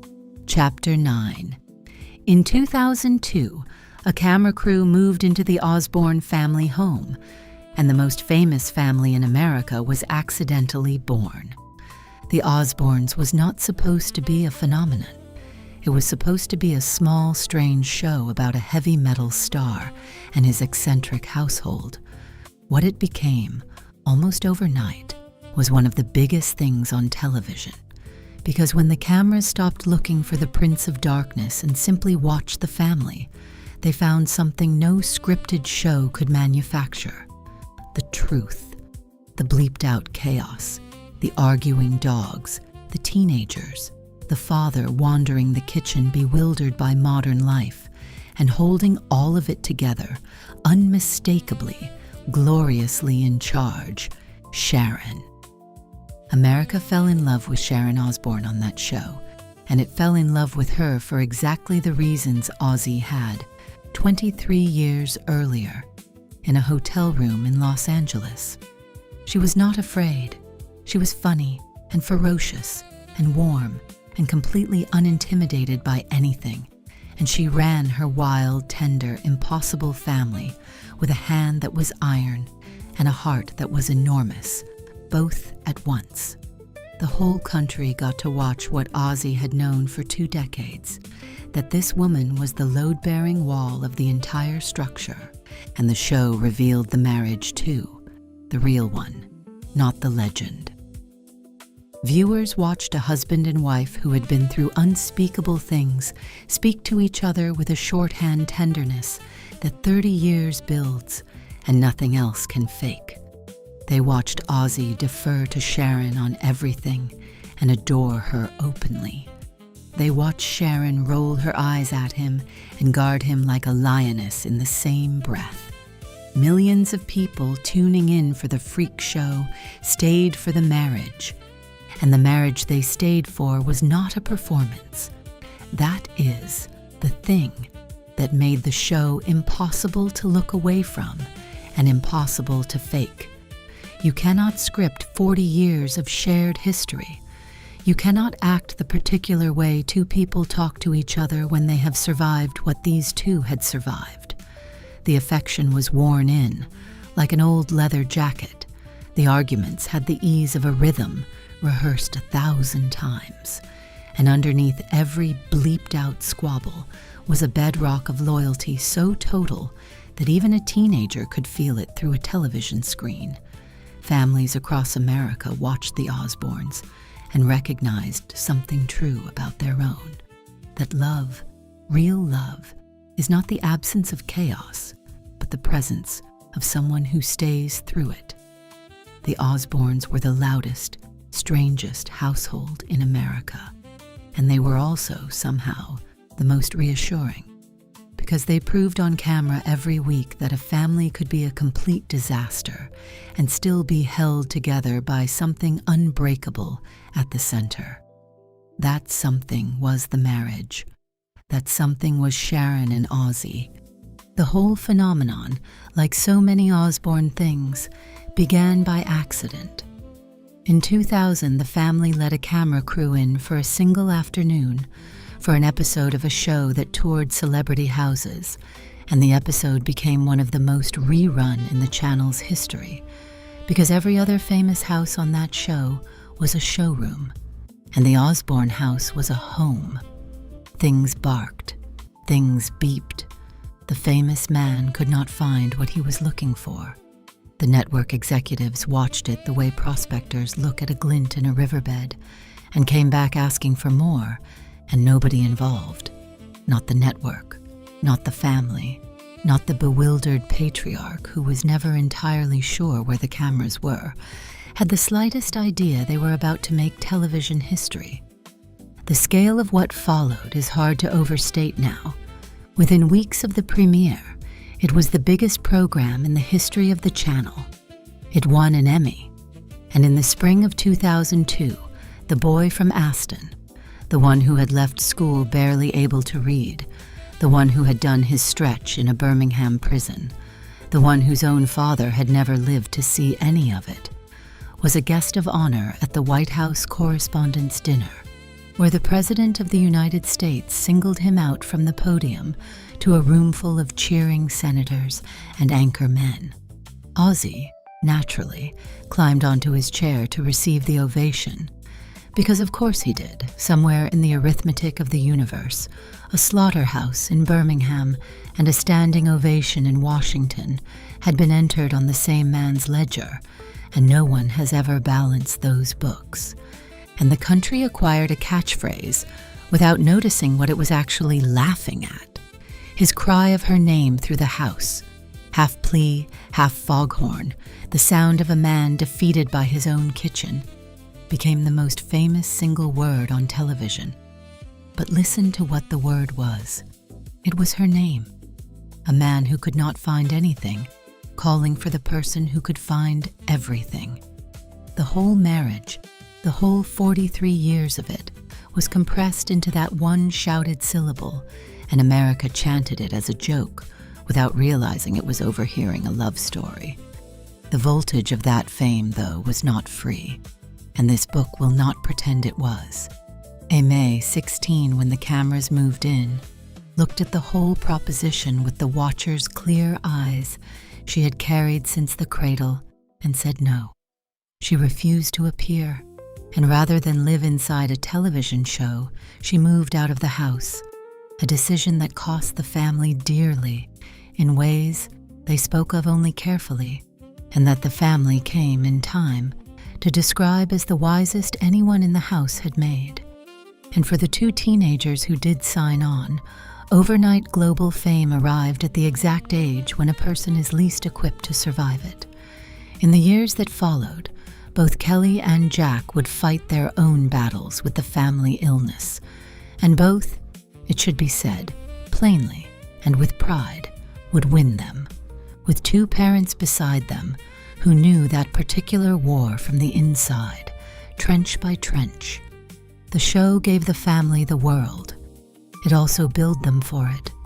Nobody in the house ever pretended otherwise afterward, which is, itself, the most Osbourne thing about the whole affair. They could not have known that at the very height of it, at the exact moment the whole world was watching the Osbourne family be gloriously, comically alive, the family was about to face the thing that finally frightened even Sharon. Chapter 10. Because in July of 2002, in the middle of the most famous year of their lives, Sharon Osbourne was diagnosed with cancer. It was colon cancer, and it was serious. more serious than they first understood. It had spread to her lymph nodes. The number the doctors gave, the one that lives in the family's memory, was a survival chance of around 33%, 1 in 3. The woman who had spent 23 years standing between her husband and every danger in the world was now facing the one danger she could not manage, could not fire, could not out-negotiate. And Ozzy, the man she had held up for 2 decades, now had to try, in his frightened, stumbling, wholehearted way, to hold up her. It nearly broke him. To watch him in those months, the family would say later, was to watch a man staring at the one loss he could not survive. Everything he had ever been afraid of, the whole lifetime of terror from the hallway onward, had a single face now, and it was the possibility of a world with no Sharon in it. He had spent his life certain that everyone would eventually leave, and here was the one person who never had, threatening to be taken. She fought. Of course she fought. She had never in her life done anything else. She went through the surgery and the brutal treatment that followed, and she did much of it in the public eye, because the cameras and the world were still there, and she made a decision that was pure Sharon. She would not hide it. She would let people see a woman fight cancer and mean to win. The picture of that year, assembled from what the family later shared, is almost unbearable in its role reversal. Sharon ran her treatment the way she ran everything, from the front, on the phone, refusing to hand over a single one of her responsibilities to the disease. She worked through the chemotherapy. She managed careers from the chair with the drip in her arm, because sitting still had never once in her life been on the menu, and she was not going to let cancer put it there. The nurses got the full Sharon, the wit, the steel, the mother hen bossiness, and the family got the performance of normalcy she staged for them daily, which fooled the children slightly and her husband not at all, because Ozzy was coming apart quietly in the corridors. The man had no practice at being the strong one. She had held the job for 23 years and never once called in sick, and he did his falling apart out of her sight, in cars and hallways and the far ends of the house, then assembled himself at her door and walked in with tea and terrible jokes, because the one thing he could not do was let her spend her strength comforting him. He would have taken the disease into his own body without a second of hesitation, and everyone who saw him that year understood it. All the wildness the world had catalogued for decades turned out to be nothing next to this, a frightened man being brave in a hospital corridor, on purpose, every single day, for the person who had spent half her life being brave for him. She beat the odds, 1 in 3, and she was the one. She came back from it, as she came back from everything, and the marriage that had survived addiction and estrangement, and a night in 1989 that should have ended it, now survived the thing that ends most things. They had faced the abyss from the other direction this time, his terror of losing her instead of her terror of losing him. And they had come through it still holding hands, and something in Ozzy shifted permanently in those months. To nearly lose Sharon was to be shown, in the plainest possible terms, what she actually was to him. Not the manager, not the fixer, not the famous wife, but the ground he stood on, the reason the world had a floor. A man does not forget being shown that. In the years that followed, he spoke of her more openly, more gratefully, more helplessly in love than he ever had as a young man. Because a young man takes the ground for granted, and a man who has felt it tremble never does again. He had spent the first half of their marriage being saved by her without fully understanding it. In the second half, he understood it completely, and he said so to her and to anyone who would listen, for the rest of his life. After that, something in the two of them settled. They had now each, in turn, nearly lost the other in the most final way there is, and a couple that has stood at that edge twice, from both sides, stops taking a single ordinary morning for granted ever again. Chapter 11. The years that followed were not a fairy tale, and both of them would have been insulted by anyone who tried to make them one. There were more struggles. Ozzy's health, always fragile from the decades of hard living, was a running concern. His sobriety had chapters and setbacks, told honestly by a couple who had long ago stopped pretending the war was ever fully over. And their marriage, lived so much of it in public, took the kind of batterings that public marriages take. Consider December of 2003, barely a year after Sharon's cancer. Ozzy took a quad bike out across his own English estate one afternoon, a slow, domestic, spectacularly unglamorous machine, and it came down on top of him. Broken neck vertebra, broken collarbone, 8 broken ribs. His breathing stopped on the grass of his own garden, and the bodyguard who reached him first brought him back with his hands. He had survived a decade of Black Sabbath, the wildest years the music business ever produced, a bat with a grievance, and the legal system of the state of Texas, and he was very nearly finished, at 55, by a garden vehicle traveling at roughly the speed of a milk float. He lay in a coma for 8 days, and Sharon, who 12 months earlier had been the one in the hospital bed while he paced, now sat beside his, barely leaving, the two of them, having apparently agreed to take turns at the abyss. And while he lay unconscious, something was happening on the radio that not even a novelist would have dared to invent. Changes, an old, aching Sabbath ballad from 30 years before, had been re-recorded as a duet between Ozzy and Kelly, the daughter who had absorbed his melodies from his lap before she could read. That December, it climbed all the way to #1 in Britain. It was the first British #1 of his entire life, 33 years after Paranoid, an honor the wildest decade of his youth had never managed, and it arrived while he was in a hospital bed, delivered to him like news from another world, a father and daughter love song sitting on top of the charts, while the father fought his way back to consciousness. He would say afterward that waking up to that was the best medicine on offer. The little girl from the loud kitchen had taken her father to a place Black Sabbath never reached.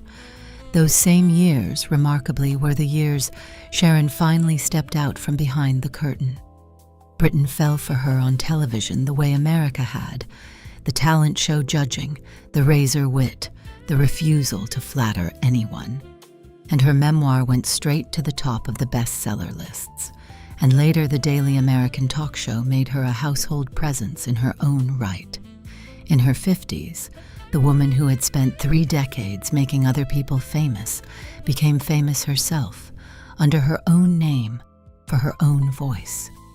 And no one on earth enjoyed it more than her husband.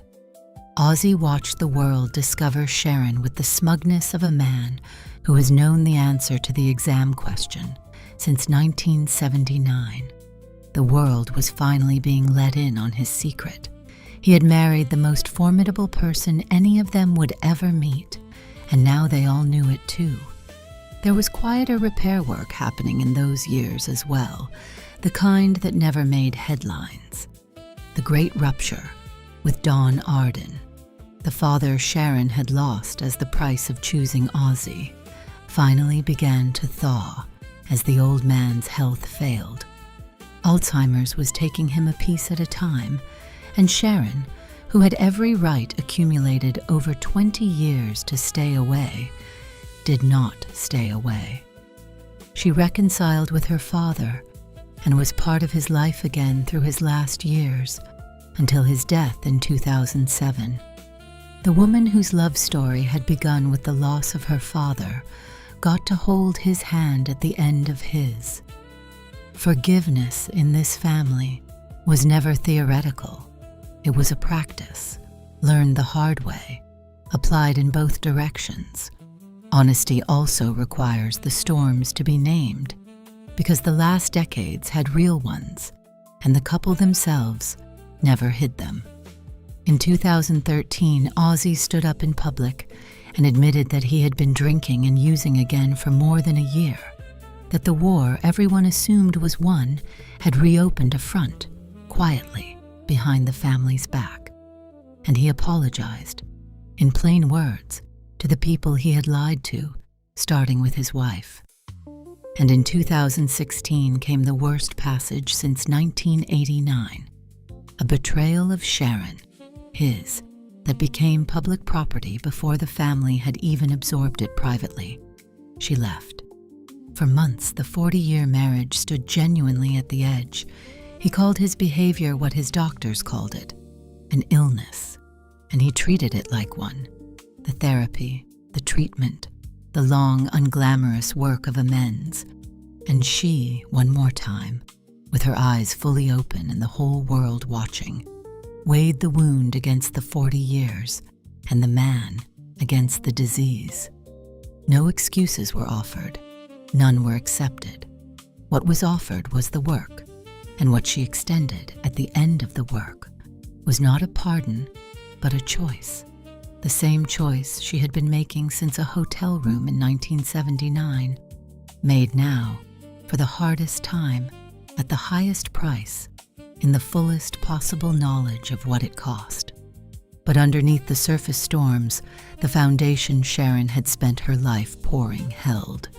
They renewed their vows again in 2017, a third promise now, layered on top of the wedding in Maui, and the quiet vow renewal in 1989. Two people in their 60s choosing each other one more time, with a whole long history of it behind them like a mountain range. There is a thing that happens to a marriage that lasts this long, and it is hard to explain to anyone who has not been inside one. The two people stop being entirely separate. 40 years of shared weather, the same joys, the same losses, the same children, the same worst nights survived side by side, wears down the border between two lives until it is barely there. They finish each other's sentences not as a party trick, but because they are, in some real sense, remembering the same life from two angles. Sharon and Ozzy had reached that place. Whatever had happened to each of them had, by now, happened to both of them. His fear was her fear. Her cancer had been his terror. His illness was her daily labor. Her ferocity was the roof over his head. When two people have merged that far, the word love almost stops being adequate. It is more like two trees that have grown around each other for so long that no one can any longer say where one trunk ends and the other begins. That is what they renewed in 2017. Not a romance. A single life, lived in two bodies that had simply decided again to go on. By now, the thing between them had become almost impossible for outsiders to categorize. It was not the smooth, uncomplicated love of a greeting card. It was something rarer and much more durable. The love of two people who had seen each other at the absolute worst a human being can be, and had decided over and over, across more than 3 decades, to stay anyway. Sharon would put it as simply as it can be put. They never gave up on each other. They were, she said, just meant to be. And Ozzy, for his part, never stopped saying the truest thing he knew about his own life. The sentence that was really the whole book in 5 words. He owed his life to Sharon, not his career. Though he owed that to her as well, his life, the literal fact of still being alive, decade after decade, when by every reasonable accounting he should not have been. He knew exactly who had done that. He said so, plainly, to anyone who asked. right up to the end. And the end, though neither of them wanted to look at it, was coming into view, because the decades of hard living sent their bill at last, and it came in the form of a diagnosis with a name that shakes and does not let go. Part 4. A Love That Lasted a Lifetime. Chapter 12. In January of 2020, sitting beside Sharon, Ozzy Osbourne told the world he had Parkinson's disease. He did it the way he did most hard things in the end, plainly, without self-pity, and with his wife next to him. He had been living with it for a little while by then, and the two of them had decided together that the truth was better than the rumors. So they sat down and said it out loud. Parkinson's, the disease with the name that shakes. It is worth pausing on what that took. This was a man whose entire public identity had been built on wildness, on being uncontainable, on a body that could stalk a stage and command a crowd of tens of thousands. To sit still under the lights and admit that this same body was now being taken from him, tremor by tremor. That was a kind of courage the young wild man could never have managed. But he was not the young wild man anymore.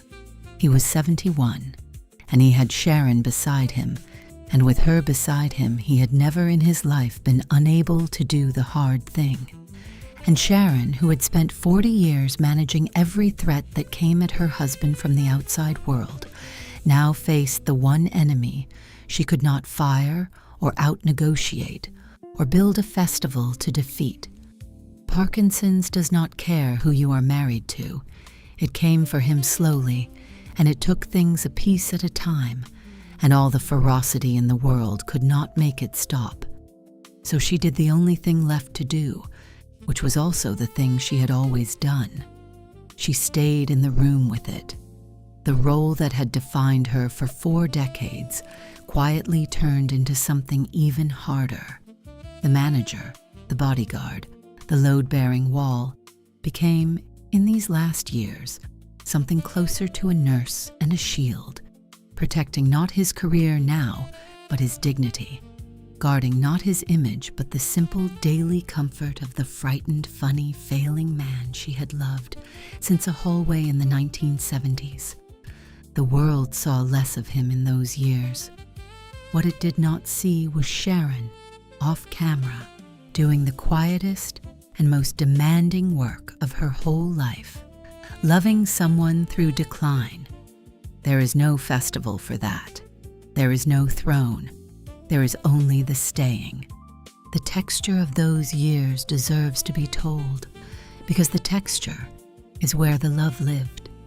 In early 2019, a fall in the night, an ordinary domestic stumble of the kind that happens in a million houses, jarred loose the old metalwork in his spine from the quad bike crash, and the body's whole house of cards began to wobble. There was surgery, and then more surgery, and then years of pain that the surgeries chased and never quite caught. Tours were announced, because he could not imagine a life without the reaching, and postponed, because the body refused, and finally canceled, and each cancellation grieved him in a way that outsiders found almost unbearably touching. He apologized to the ticket holders over and over, personally, publicly, as though he had individually let down every single person in every single row. But the music did not stop, and this is the part of the last chapter that deserves to be sung rather than said. At 71, shaking, he made a new album. At 73, he made another. And at 74, in the winter of 2023, Ozzy Osbourne won 2 more Grammy Awards, collecting honors from a body that would no longer do what it was told, outworking musicians a third his age from inside a disease that takes a little more every morning. The industry that had pronounced him finished in 1979 was still handing him trophies in 2023. Somewhere, Presumably, the people who once sent Bill Ward to that hotel room door were keeping their own counsel. And then came the going home. In their last years together, Ozzy and Sharon announced they were leaving Los Angeles and returning to England, back to the Buckinghamshire countryside, back within reach of Birmingham, back to the rain and the telly and the proper tea. The boy from Aston, at the end of the longest journey any boy from Aston ever took, wanted to go home, and the girl from the hallway took him. The days there were small and, by every account that escaped the house, happy in the unphotogenic way that real happiness is. The dogs, the television too loud, the mugs of tea, the two of them bickering with the frictionless ease of 50 years of practice. His eyes still followed her around the room the way they had in a hallway half a century earlier, and he still could not work the television, which, it must be said in fairness to the man, was one affliction Parkinson's could not be blamed for, and it is worth saying plainly what a reversal this was, because the whole shape of their life had been Sharon holding Ozzy up. For 40 years, she had been the strong one, the well one, the one who managed and protected and carried. Now the disease was slowly taking the man, and the strength in the marriage had to flow entirely in one direction. And it did, without hesitation and without complaint. She had spent a lifetime standing between him and the world. At the end, she stood between him and the indignities of his own failing body. And there is no glamour in that work, no applause, no camera. It is done in private, in the small hours, in the 1,000 invisible tasks of caring for someone you love as they decline. That she did it without flinching, having already given him 4 decades, is the part of the love story that ought to be taught. The beginning of love is easy to admire. It is the end, the tender and exhausting end, that reveals whether the thing was ever real. Theirs was real. She proved it in the years when no one was watching. Chapter 13. There is a particular kind of love that only shows itself at the end, and it is the opposite of everything the beginning of a love story celebrates. The beginning is all fire, attraction, adventure, the thrill of 2 lives colliding. But the end, the real end, the end that most love stories are too frightened to show, is not fire. It is tenderness under pressure. It is the changing of the guard when one person can no longer be strong, and the other simply, without ceremony, carries the whole weight. That is what the last years were for Sharon and Ozzy. He had spent a lifetime being held up by her. Now the holding became total, and she did not flinch from it, because to her it was not a burden. It was the natural and final form of the thing she had chosen in that Los Angeles hotel room. She had signed on for all of him, the wreck and the king, and everything in between. This was the last of him, the most fragile of him, and it was hers to protect like everything else had been. And he knew. That is the mercy in it. He was not too far gone to know who was carrying him. In the moments the illness gave him back to himself, he was, if anything, more openly in love with her than he had ever been. A man watching his wife spend the last of her strength on him and understanding, completely, what he was being given. He had spent his whole life certain everyone would eventually leave. He got to the very end, and she still had not left. For a man built out of that particular fear, there is no greater gift the universe can offer, and he knew he had received it. But even then, even that frail, the old wild heart was not finished. There was one thing he wanted to do before the end. He wanted to stand up in front of the city that made him, one last time, and say goodbye the only way he had ever known how to say anything that mattered, out loud, into a microphone, to a crowd. and Sharon, who had spent her life building the impossible for him, set out to build him one last impossible thing. Chapter 14. The thing about a farewell is that it has to be built, and someone has to build it. And by the summer of 2025, there was only one person who could. The idea was enormous, and on paper almost unreasonable. A final show.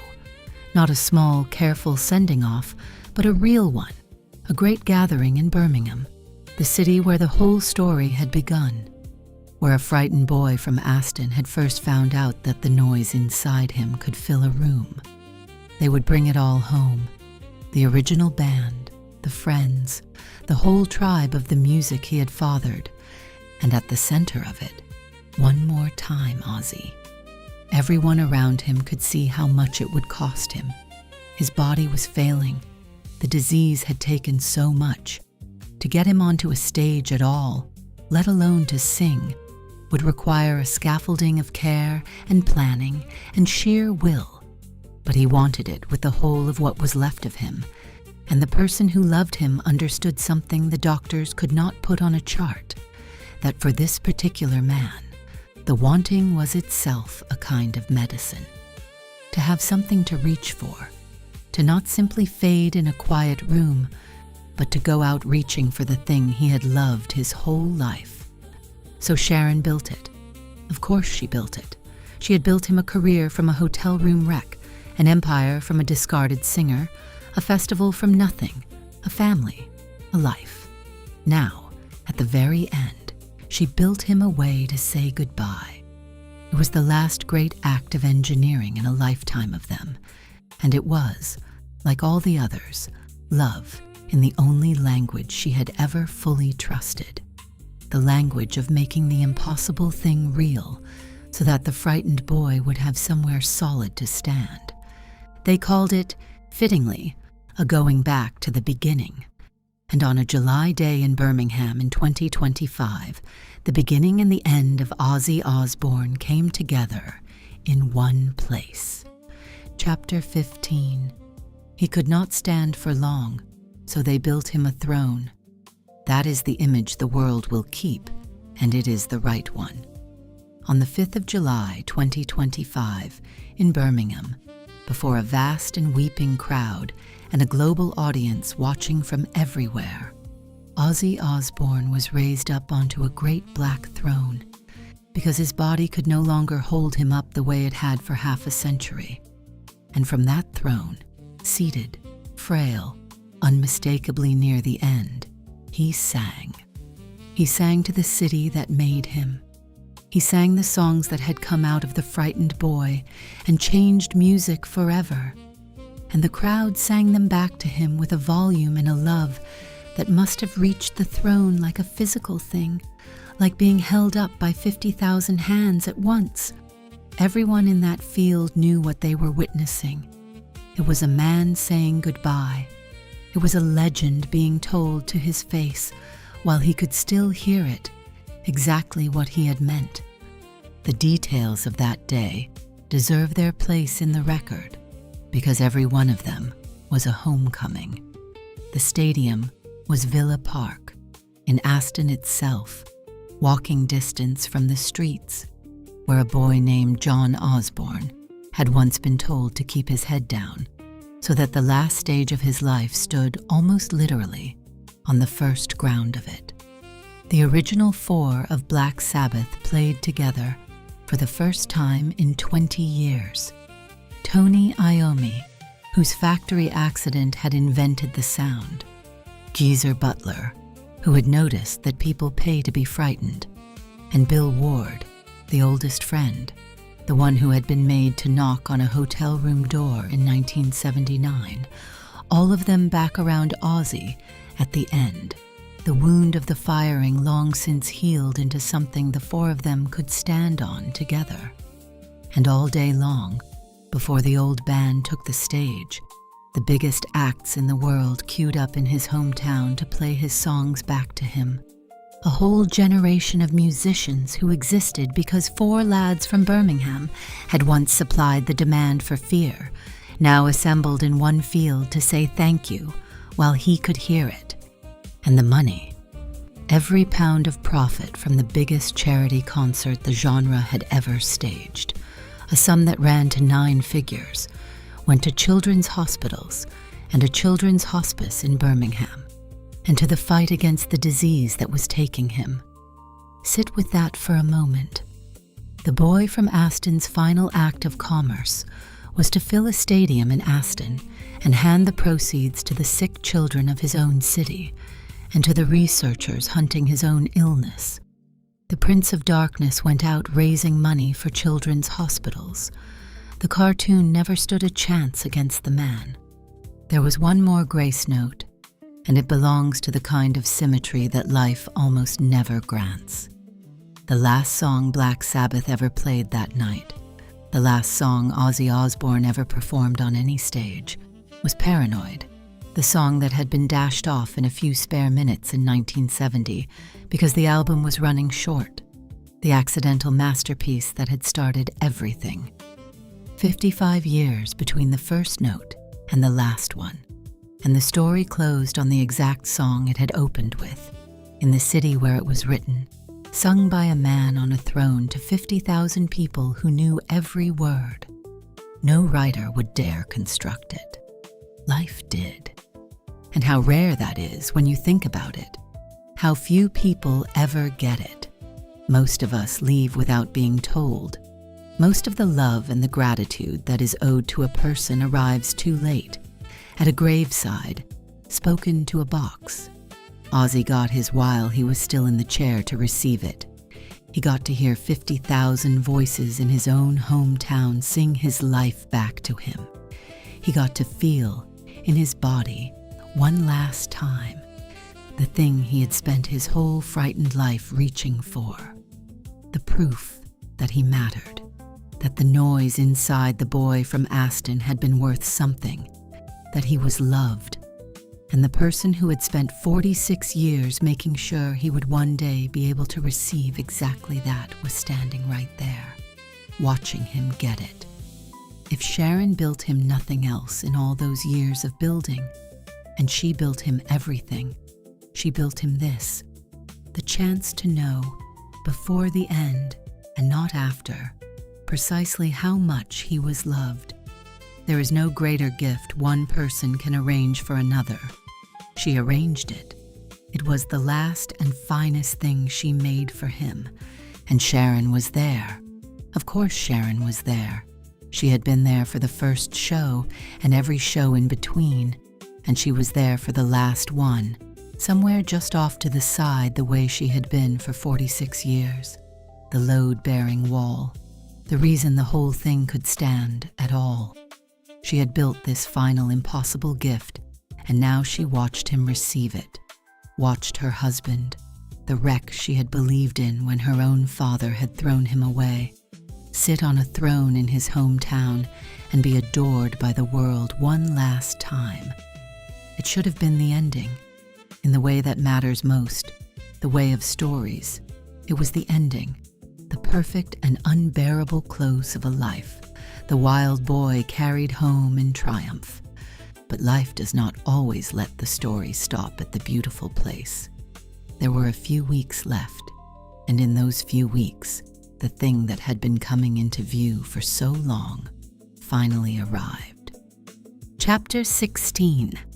Ozzy Osbourne died on the 22nd of July, 2025, 17 days after the throne in Birmingham. He was 76 years old. His heart, worn out at last by the disease and the decades, simply stopped. He died at home, and he did not die alone.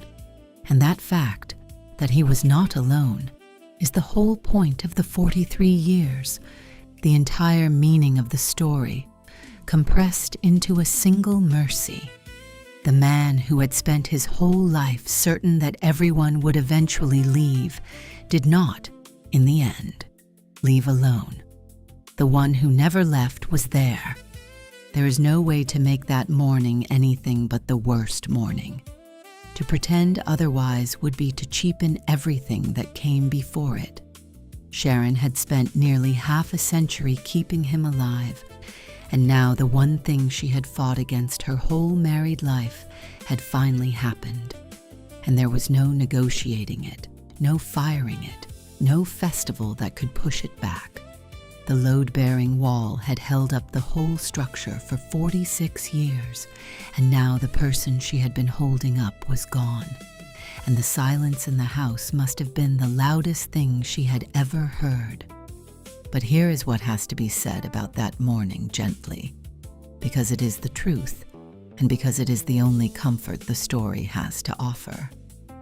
He did not die a discarded man in a hotel room in Los Angeles, drinking himself toward the carpet, the way he so easily could have all those years ago, before a knock on the door changed everything. He died a beloved man in his own home, having just been carried in triumph before the whole world, with his wife beside him and his children near. Every bit of that, the long life, the safe home, the triumph, the not being alone, every bit of it was the direct result of a decision a young woman made in 1979 to believe in him when no one else would. She did not just love him. She gave him the entire life he got to have, and she was there at the end of it, as she had been there for all of it. Trace it backward from that last morning, and you can see her hand on every single year. Without the knock on the hotel door, there is no solo career. Without the solo career, there is no comeback, no empire, no festival, no fortune, no family home. Without the woman who fought his father and the industry and the illness, and on the very worst night, the danger of the man himself. Without her refusing, over and over, to give up. There is no old age at all. He should not have lived to be an old man. Everyone who knew the life he had lived understood that. The fact that he did, the fact that he reached 76 and died beloved in his own bed and not forgotten in a gutter at 30, is not luck. It has a name, and the name is Sharon. She did not merely share his life, she manufactured its length. Every extra decade was something she wrestled from a fate that had every intention of taking him early, and she won that wrestling match again and again for 43 years, until at last, gently, at the natural end of a long life, she could not win it one more time. And even then, she made sure he was not alone. Ozzy Osbourne once said the truest thing anyone ever said about the two of them. He said he owed his life to Sharon. On the 22nd of July, 2025, that sentence became complete. He had, in the fullest possible sense, owed her his life, and she had given it to him day after day for 43 years, right up to the last one. Chapter 17. Grief for a woman like Sharon Osbourne does not look like collapse. It looks like a wall that is still standing after the house behind it is gone, and does not yet know how to stop being a wall. In the weeks and months after, she did what she had always done. She carried it. She spoke about him in public with a steadiness that astonished people. The same steadiness she had used to name the darkest night of their marriage without flinching. She spoke of his final words to her with a tenderness she kept mostly for herself. The way you fold the most precious thing into the innermost pocket, where the world cannot get at it. She had spent 46 years being the one who protected him, and death did not end that job. It only changed its shape. Now she would protect the memory of him, the truth of him, the dignity of him, with exactly the ferocity she had always brought to protecting the man. 8 days after he died, Birmingham came out to bring him home. Tens of thousands of people lined Broad Street as the cortege moved through the city center, fans of every age, many of them not born when Paranoid was written, standing shoulder to shoulder in the city that builds things, come to see off the loudest thing it ever built. A brass band walked the route playing his songs, and the crowd sang along, so that a funeral procession through the middle of England turned, block by block, into the gentlest concert of his life. The hearse paused at the canal bridge that bears his band's name, where a bench and a sea of flowers had become the city's gathering place for its grief. And there, in front of everyone, the family stopped and got out. Sharon stood at the bench with her children around her. Aimee, Kelly, Jack, the 3 lives from the loud kitchen, grown now, holding their mother up. And she looked for a long time at the thousands of flowers and notes and painted stones that strangers had carried there for her husband. The woman who had spent 46 years being the wall finally let the world see her lean, and the world, to its enormous credit, simply held still and let her. Then she added her own flowers to the pile.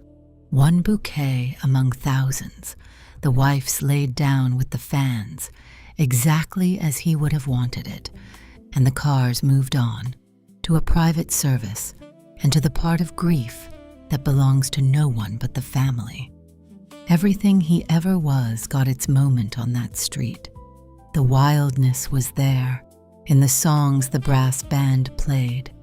The tenderness was there, in the crowds who wept for a man they had never met and felt they had grown up with. And the love story was there, at the bench, in a woman standing among 50 years of consequences of a single knock on a hotel room door, being held up by the 3 children that door eventually produced. He had come from this city with nothing. He went back through it with everything, and the whole of Birmingham stood up to say so. There were, almost immediately, the difficult modern questions that come now when a legend dies.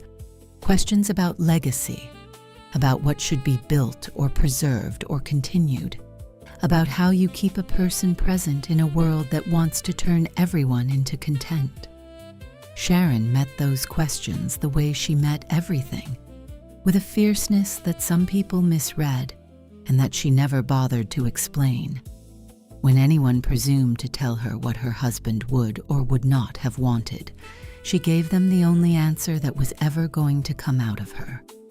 You did not know my husband. I knew my husband. It was not a slogan. It was 46 years of standing between him and a world that always thought it understood him better than the woman who had actually held him in the dark. And she began, slowly, to think about the things he had loved and how to keep them alive. The festival, the music, the tribe of younger artists he had given a stage to, not to embalm him, to honor the parts of him that had always been about more than himself. Because if there was one thing Sharon Osbourne knew how to do, it was to take the raw, wild, unmanageable fact of Ozzy and build something around it that would last. She had done it his whole life. She was not going to stop just because the hardest part had come. She was, in the end, still doing the thing she had started in a hotel room in Los Angeles in 1979, believing in him when it would have been easier not to, building him something solid to stand on, refusing, absolutely refusing, to give up on the boy from the hallway. Chapter 18. So what is the story when you take away the leather and the eyeliner and the headlines, when you turn off the cameras and let the noise die down? The story is a young woman who saw a frightened boy in a corner and decided the world would not get to eat him alive. Everything else, the wedding on the 4th of July, the 3 children, the empire, the festival, the reality show, the cancer she survived, and the addiction he fought, and the night in 1989 that should have ended everything and did not, the throne in Birmingham, the last morning. All of it is just the working out, across 43 married years, of that first decision. she looked at the least safe bet in the entire music business, the discarded, drowning man her own powerful father had thrown away, and she bet her whole life on him. And then she spent that whole life making the bet come true. That is what devotion actually is, not the easy version, not the version that only shows up when the other person is at their best and lovable and winning. The real thing, the wild version, the version worthy of the word, it is the staying. It is staying in the room with the fear, staying after the worst night, staying through the illness that takes everything a piece at a time, staying at the throne and staying at the bedside and staying, finally, in the silent house afterward, still standing, still a wall, still refusing to give up on him even when he is gone. Ozzy gave the world its noise, and it will echo for as long as there is music. But Sharon gave Ozzy the thing underneath the noise, the thing he had been reaching for since a hallway in the 1970s, a life in which he was, at last, not alone. He knew it. He said it every way he knew how, right to the end. He owed her his life, and she gave it gladly, all of it, for as long as there was any of it left to give. They were, as she said, simply meant to be. Two people who found, in the loudest and most frightening business in the world, the one quiet thing that mattered, each other, and who held on to it through everything the world and their own frailties could throw, and did not let go, and did not let go, and did not let go. And if you are listening to this and thinking that a love like that is only for the famous, only for rock stars and the wives who manage them, then you have missed the whole of it. There was nothing about their devotion that required a stage. Strip away the albums and the festival and the television cameras, and what you have left is the thing available to any two people who are brave enough for it. One person deciding that another person is worth staying for, and then staying through the fear, through the failures, through the illness, through the long, unglamorous end. The leather and the eyeliner were never the point. The staying was the point. And the staying is not rationed to the famous. It is offered to everyone, every single day, in 1,000 small, unremarkable rooms, and most people are too frightened to say yes to it, the way Sharon Osbourne said yes to it in a hotel room in 1979, and never once took back. That is not a rock and roll story. That is a love story, and it is one of the greatest ones there is. Epilogue. At the beginning of this book there was a hallway, and a smell, and a girl who was not afraid, and a boy in the corner who could not stop looking at her.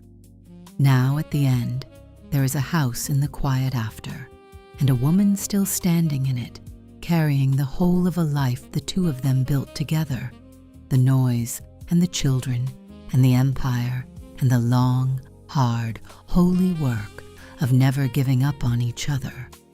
The world will remember Ozzy Osbourne for the wildness.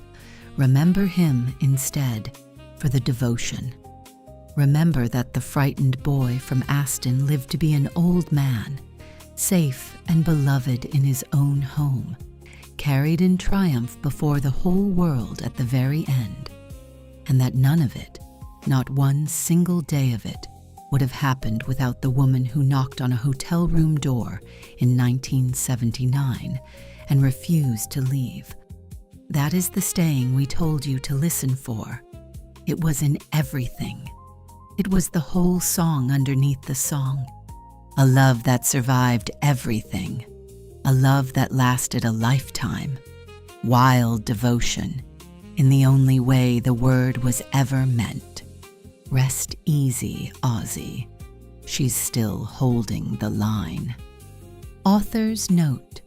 This book is a work of biographical tribute, written with love and with care, and drawn entirely from the public record, from what Ozzy and Sharon Osbourne themselves chose to share with the world across more than 4 decades of interviews, television, and their own words. Ozzy Osbourne passed away on the 22nd of July, 2025, at the age of 76. This book was written to honor him, and to honor the extraordinary 43-year marriage that was, underneath all the noise, the real story of his life. Nothing in these pages was invented to sensationalize. The hardest chapters, the addiction, the night in 1989, the illness, are included only because Sharon and Ozzy themselves spoke of them openly and honestly, and because to leave them out would be to tell a smaller and less true story about a love that was strong precisely because it survived them. No private dialogue has been fabricated. Where these pages describe what the couple felt or said, it reflects what they have publicly shared. To the Osbourne family, this was written in tribute, with the deepest respect for your loss and the deepest admiration for the love your parents built and kept. And to you, listening, if there is someone in your life worth staying for, stay. That is the whole of it.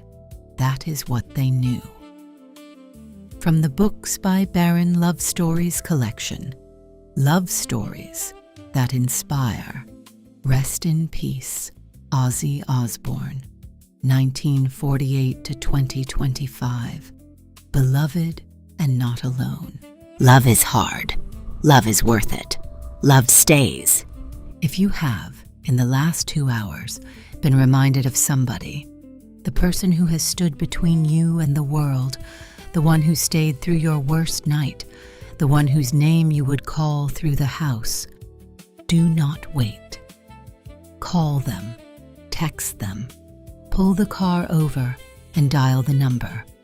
Ozzy Osbourne got to hear how much he was loved while he was still here to receive it, because somebody who loved him built him the chance. You do not need a stadium to build that chance for somebody. You need the next 10 minutes. Thank you for the 2 hours. We will see you on the next one. Books by Barron. Love Stories Series.